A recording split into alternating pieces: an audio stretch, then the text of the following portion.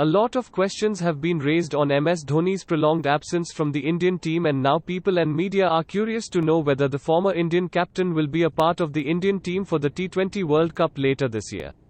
Former Indian wicket-keeper Chandrakant Pandit speaks to NNIS on whether Dhoni would fly to Australia with the team for the World Cup. Why not? Because with experience, full of experience, people talk about that he should be retiring, but I think that every player knows his body and they know how far they can go. He's good enough to do that. He has got a lot of experience behind his belt, and I'm sure that it has been helping the Indian team. If he's good enough, he's fit and he's ready to play, I think he should be there. How KL Rahul impressed? No, I would always give that choice to the individual players, because as I mentioned that today if I want to continue playing cricket, I should know my body well. And today Wasim Jaffer is playing, he knows that his body how much is going to give that best. So we should leave it to the individual player, and of course a player like Dhoni, who is done so much for Indian cricket, he is very much aware about it. He not him, but any other cricketer would like to go and probably make mess out of it.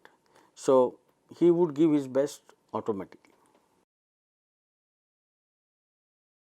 Panta has been doing well. Of course, he's young player.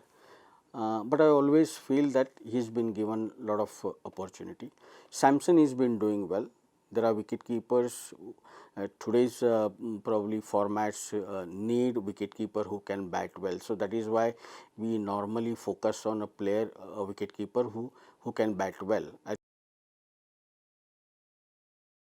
Today, what I feel about, of course, India has a bunch of good young wicket keepers like Pant and Sanju Samson. Nothing to compare who's good and who's bad. I mean, ultimately it gives it indication whoever is performing well is the best at that moment.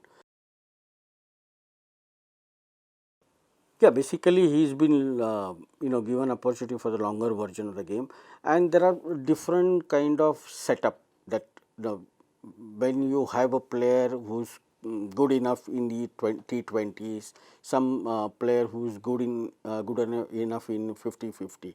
So I think Shah has been doing great job behind the stumps in the longer version of the game. Probably that kind of batting ability as Samson has, maybe Pant has, and that is why he's been probably not given that much opportunity there.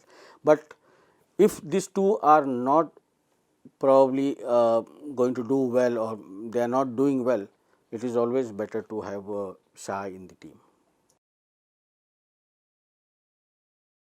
I think I've seen him when I was coach for India under 19 in the World Cup when KL was there, and when he was the way he was batting. That year I felt that he is going to be a future player, and I always liked him from the day one.